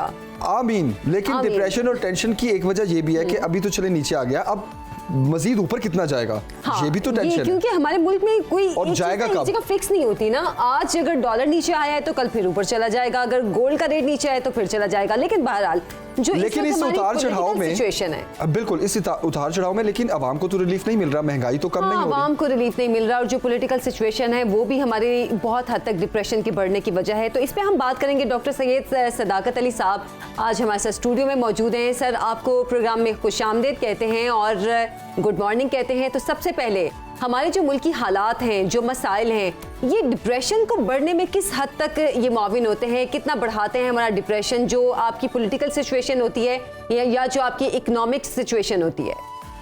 देखिए, डिप्रेशन तो वैसे ही दुनिया भर में आमतौर पर पाकिस्तान जैसे पसमानदा मुल्क में ज़ुकाम की तरह फैला हुआ है और सही डिप्रेशन की बेशुमार वजूहात तो पहले ही मौजूद थी, लेकिन ये जो क्राइसिस जिसका सामना हमें अब हो रहा है, इसकी वजह से डिप्रेशन बहुत ही बढ़ गई है। हकीकत में सोचने वाली बात यह है कि हम परसेप्शंस के मुताबिक ज़िंदगी गुजारते हैं, रियलिटी के मुताबिक नहीं। और हमारे यहाँ ये जो परसेप्शन बन गया है कि हमारा मुल्क जो है वो मुआशी तौर पर तबाहली की तरफ जा रहा है, हकीकत जो है इसके कुछ बरक्स हो सकती है, लेकिन परसेप्शन ये बन गया है कि मुल्क डिफ़ॉल्ट हो रहा है, हर बंदे के मुंह में ये बदफाल है। लेकिन अगर आप गौर से देखें तो हकीकत इसके कुछ बरक्स है। हमें यहाँ नज़र आता है कि डॉलर एक कमोडिटी बन चुकी है, जो कि नफ्सियाती तौर पर डॉलर का रेट ऊपर जाता है या नीचे जाता है तो इसका मतलब है कि इसका ताल्लुक सियासत से है, नफ्सियात से है, और इसका ताल्लुक मईशत से नहीं है। और पिछले कई सालों से हम इसी किस्म की उधेड़बुन में फंसे हुए हैं कि हम परसेप्शन के ऊपर ज़िंदगी गुजार रहे हैं। आज के डिजिटल दौर में हम दाखिल तो हो गए लेकिन बगैर तैयारी। डॉक्टर साहब, इसको हम प्रायोरिटीज़ कहें कि मतलब हम डॉलर को अहमियत देते हैं, हम सियासी हालात को अहमियत देते हैं, या अपने आसपास की जो ये चीज़ें इनको अहमियत देते हैं, इसलिए हम उनकी वजह से टेंशन में या डिप्रेशन में आ जाते हैं? देखिए, इंसान के अंदर एक इनहेरेंट किस्म की, अंदरूनी किस्म की कमज़ोरी है कि वो किसी ताकतवर चीज़ के साथ एंकर करना चाहता है, तकिया करना चाहता है उस पर। लोग सोना जमा करते हैं सदियों से, हालांकि देख लें सोना किस काम आता है, ना आप खा सकते हैं ना पी सकते हैं, लेकिन सोना तगड़ा है, लोग सोने को जमा करते हैं। और पाकिस्तान में सैकड़ों हज़ारों टन सोना है और पाकिस्तान में लोगों ने डॉलर्स को कमोडिटी की तरह जमा कर रखा है कि ज़्यादा कीमत होगी तो बेचेंगे, तो ये जो सारे नफसियाती काम हैं ये बिगाड़ की तरफ लेके जाते हैं। ये जो ज़ख़ीरा अंदोज़ी है, किसी भी किस्म की जो ज़ख़ीरा अंदोज़ी है वो बदनीयती पर मबनी होती है। बिल्कुल सही डॉक्टर साहब, एक अंदाजे के मुताबिक एक रिपोर्ट है कि तकरीबन पाकिस्तान में 10 अरब डॉलर जो है वो अनडॉक्यूमेंटेड लोगों के पास पड़ा है और वो शायद इस डर से भी नहीं निकाल रहे कि वो पकड़े ना जाएं, एक तो क्योंकि उन्होंने वो डॉक्यूमेंटेड नहीं है और दूसरा जो हालात है उनकी प्रेफरेंस ये है कि वो हमारे पास पड़े ही रहे। लेकिन on the other side depression से लड़ा किस तरह जाए, आपको डिप्रेशन ना हो उसके लिए क्या करना चाहिए, और ख़ास तौर पर अगर आपका कोई करीबी शख्स इस तरह के डिप्रेशन में मुब्तला हो जाए कि मुल्क की हालात बड़े ख़राब हो रहे हैं, आने वाले दिन बहुत मुश्किल होंगे, महंगाई बढ़ती जा रही है और हम डिफ़ॉल्ट करने वाले हैं, तो उसकी मदद किस तरह की जाए इस डिप्रेशन से निकलने में? पहले तो मैं थोड़ी सी गलतफहमी दूर करना चाहता हूँ कि 10 अरब नहीं, 10 अरब तो पीनट है। पाकिस्तान में 10-10 अरब से ज़्यादा तो एक एक बंदे के पास पड़ा है और वो इसलिए नहीं छुपा के रखा हुआ कि उसको कोई डर है, वो इसलिए रखा हुआ है कि कल को जब कीमत बढ़ेगी तो हम इसको बेचेंगे। लोगों को यकीन हो गया है कि इससे हम फ़ायदा उठा सकते हैं। अब आ गई जो डिप्रेशन की बात, जब मुल्क में इस तरह के हालात हों और आम आदमी मुल्क के डिफ़ॉल्ट करने की फ़िक्र कर रहा हो, तो ये जो बड़ा धारा है इसको छोटे धारे में बदलना बहुत ज़रूरी है कि आपकी अपनी ज़िंदगी, आपका अपना ख़ानदान, उस पर नज़र रखिए कि आपकी परफॉर्मेंस कैसे बेहतर हो सकती है, आपकी ज़ाती जो मुआशी हालत है वो कैसे बेहतर हो सकती है, आपका आज का दिन कितना प्रोडक्टिव हो सकता है, आज इस लम्हे में जिसमें हम गुजर रहे हैं हम किस तरह इसको अच्छी तरह से गुजार सकते हैं। तो हम इसको कहते हैं कि अपना जो दायरा इख्तियार है या दायरा कार है उसको ज़रा छोटा बना ले, लेकिन पसमानदगी के साथ बिस्तर पे लेट जाना और मनफी सोचना और देखना कि हर चीज़ तबाह हो रही है, भागो यहाँ से। बहुत से पाकिस्तान के लोग जो हैं पिछले 70 साल से नकल मुकानी करते हैं और एक ऐसे मसले का जुग्राफियाई हल तलाश करते हैं जो कि मसला जुग्राफियाई नहीं है, उनकी अपनी ज़ात से ताल्लुक़ रखता है, उनके अपने वतन से ताल्लुक़ रखता है। अच्छा, एक सवाल मेरे जहन में था डॉक्टर साहब, हालात से राह फरार इख्तियार करना ये भी क्या डिप्रेशन के सिम्टम्स में आता है? क्योंकि हमने देखा कि पिछले 1 साल में पाकिस्तान से बहुत से लोग बाहर के मुल्क चले गए, ब्रेन ड्रेन वाली जो बात हम करते हैं, क्या ये भी एक डिप्रेशन की हम इसको अलामत कह सकते हैं कि इन हालात को फेस ना करना, उससे भाग जाना, फरार हो जाना? देखिए, जब भी इंसान को मुश्किलात का सामना होता है, क्राइसिस का सामना होता है, मुश्किल सिचुएशन सामने खड़ी होती है, तो वो वापस जंगल के ज़माने में चला जाता है जिसमें 2 सिचुएशंस होती है कि या फाइट करो या फ्लाइट करो, यानी या तो लड़ो या भाग जाओ। और एक तीसरी सिचुएशन में भी ज़्यादातर लोग फंसे रहते हैं, वो है फ्रीज़ हो जाओ। तो आपको आजकल ऐसे लोग फ्रीज़ हुए भी नज़र आएंगे कि जो ना भाग दौड़ करते नज़र आएंगे, ना नकल मकानी करते नज़र आएंगे, वो शदीद डिप्रेशन का शिकार हैं जिसे हम रिएक्टिव डिप्रेशन कहते हैं। मतलब एक ही जगह पड़े रहेंगे। वो एक ऐसी डिप्रेशन है जो गिरदोपेश की वजह से आपके ऊपर छा रही है और बाद फिर ये जो डिप्रेशन है ये आपकी आदत बन जाती है। आप ये बात समझ लें कि डिप्रेशन की जो एक कैफियत होती है, जो दिन में हमें खुशी मिलती है तो हमें बहुत अच्छी फीलिंग आती है, और अगर कोई नुकसान हो जाए तो हमें गमसा होता है, तो वो एक कैफियत है, वो बीमारी नहीं है और फिर उसकी आदत हो जाती है, उसी तरह आप लाइफ रूटीन। लेकिन डिप्रेशन की एक शदीद किस्म वो है जो कि अंदर से पैदा होती है, जिसका बैरूनी हालात से कोई ताल्लुक नहीं होता, उसको एंडोजीनस डिप्रेशन कहते हैं, और वो बड़ी सख्त बीमारी होती है जिसमें इंसान खुदकुशी की सोच तक पहुंच जाता है। अच्छा डॉक्टर साहब, इसके हल की तरफ तो हम आते हैं, लेकिन उससे पहले मैं ऑन अ लाइटर नोट एक सवाल पूछना चाहता हूँ कि अवाम तो चले डिप्रेशन का शिकार हो जाती है और हम देख रहे हैं कि अभी एक तहकीक के मुताबिक डिप्रेशन से 29 ऐसे अमराज हैं जिसका शिकार हो जाता है कोई भी शख्स। ये जो हमारे सियासतदान हैं, आपके ख्याल में क्या इनको भी डिप्रेशन होता होगा किसी ना किसी स्टेज पे? ज़्यादातर सियासतदानों के असाब बहुत मजबूत होते हैं। पूरे मुल्क में अगर आप जायज़ा लें तो सबसे मजबूत असाब हमेशा सियासतदानों के होते हैं, क्योंकि अगर आप सियासी बंदे हैं और किसी सियासी ओहदे पर भी हैं और आपको आदत हो जाती है रोज़ाना ऐसी वहशतनाक ख़बरों की, तो आम आदमी तो बाज़ औक़ात फिर टीवी देखना बंद कर देता है और ख़बरें सुनना बंद कर देता है, लेकिन जो लोग टॉप पे होते हैं और सियासत में होते हैं या रियासती अदारों के सरबराह होते हैं तो वो तो 24/7 कनेक्टेड रहते हैं और उनको फीडबैक आता रहता है, तो चीज़ों को फेस करने से खौफ जाता है। अगर हम शुतुरमुर्ग की तरह रेत में अपना सर दबा लें तो फिर हमें बहुत वहाँ मुश्किलात होती हैं। तो जो भी सिचुएशन हो हमारे इर्द गिर्द उसको अपने बेस्ट पॉसिबल स्ट्रक्चर के मुताबिक फेस करने की ज़रूरत होती है। अच्छा डॉक्टर रन अवे साहब, करने की पाकिस्तान में कितने फीसद लोग डिप्रेशन का शिकार हैं? ऐसा कोई सर्वे पाकिस्तान में तो नहीं हुआ, लेकिन हर दूसरा आदमी डिप्रेशन का शिकार नज़र आता है। और ख़ास तौर पर इस क्राइसिस में पाकिस्तान के 50% अवाम जो कि माली मुश्किलात का शदीद शिकार हैं और वो निचला तबका है। तो आप यूँ समझे कि जो पिछला 1 साल का क्राइसिस है इसमें पाकिस्तान का तकरीबन $50 बिलियन का नुकसान हुआ है, जिसमें से $35 बिलियन का नुकसान गरीब तबके का हुआ है और $15 बिलियन का नुकसान गवर्नमेंट का हुआ है। तो ये जो बीच का तबका है इनका कोई नुकसान नहीं हुआ, ये सारा $50 अरब उनकी तरफ गया है। जो अफ्लुएंट तबका है जिनके ऊपर कोई बोझ नहीं डाला गया, सारा बोझ महंगाई का गरीब आवाम पे आता है, जबकि अमीरों को ज़्यादा अच्छे तरीके से आइडेंटिफाई किया जा सकता है और बोझ उन पे मुंतकिल किया जा सकता है। लेकिन जब अपने पाँव पे आँच आने की बात होती है तो कोई भी नहीं सोचता। हालांकि इस वक्त अशद ज़रूरत है कि जो बोझ है वो गरीबों से हटा के अमीरों की तरफ मुंतकिल किया जाए। उन्हें भी एक छोटा सा सवाल मेरा जमील, आपके सवाल से पहले मैं उनसे सवाल करना चाह रही थी। हम अपने आप को कोसते रहते हैं, हमें आदत है, हमें अपनी हर चीज़ बुरी नज़र आती है, लेकिन डिप्रेशन का लफ्ज़ भी आया भी जाहिर सी बात है बाहर से आया, अंग्रेज़ों से आया ये लफ्ज़। क्या अंग्रेज़ों में डिप्रेशन के हवाले से ज़्यादा वर्स किस्म की अलामात पाई जाती हैं और बाहर के मुल्कों में डिप्रेशन कितने फ़ीसद पाया जाता है? अपने मुल्क के हवाले से तो पूछ लिया, ज़रा हमें बाहर भी नज़र दौड़ानी चाहिए। हमें पता होना चाहिए कि भाई बाहर के मुल्क में कैसे लोग डिप्रेशन को फेस कर रहे हैं। देखिए सबसे ज़्यादा डिप्रेशन जो है वो डेनमार्क में पाई जाती है दुनिया में, और वो बड़ी फलाही रियासत है। आप जापान में देखें खुदकुशी की शरह किस कदर ज़्यादा है।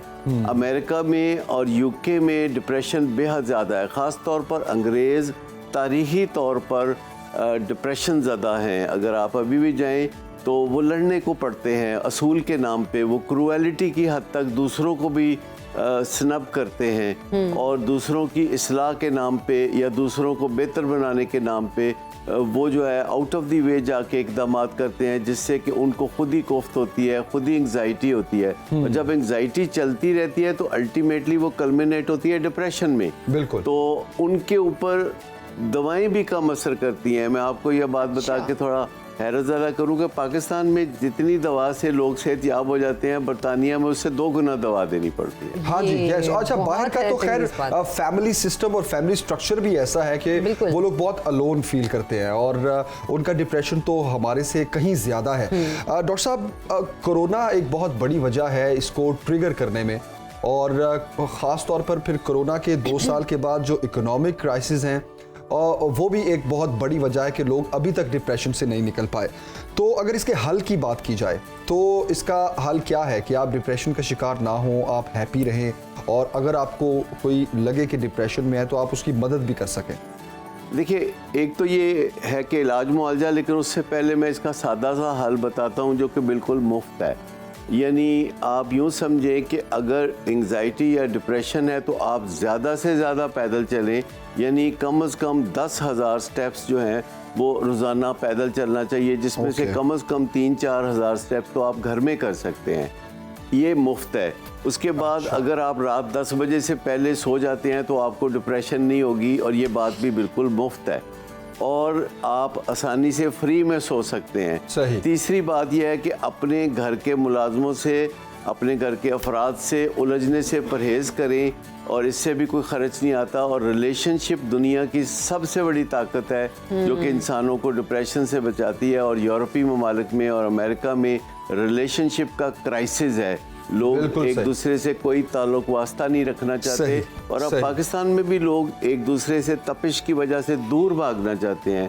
और जो चौथी चीज़ है जो आपको डिप्रेशन से बचाएगी वो आपका है वेजिटेरियन होना। अगर आप गोश्त खा रहे हैं तो डिप्रेशन के इम्कानात ज़्यादा हैं। अगर आप दाल सब्जी खाने वाले हैं तो आप डिप्रेशन से बच जाएंगे। बिल्कुल सही। डॉक्टर सैयद सदाकत अली साहब, बहुत शुक्रिया हमें ज्वाइन करने के लिए, और ये जो आपकी टिप्स थी हम उम्मीद करते हैं कि ये बहुत हेल्पफुल होंगी, और इसमें कोई शक नहीं है कि आपकी डेली बेसिस पर जो रूटीन है एक्सरसाइज की वो आपको डिप्रेशन से दूर रखने में बहुत मददगार साबित होती है, जो कि हमारे आधे से ज्यादा लोग नहीं करते हैं। आपसे मुलाकात होगी जनाब अगले हफ्ते। आपसे इजाजत लेने का वक्त हो गया है। अपना बहुत सा ख्याल रखिए, फीडबैक जरूर दीजिएगा। अल्लाह हाफिज। Bye bye.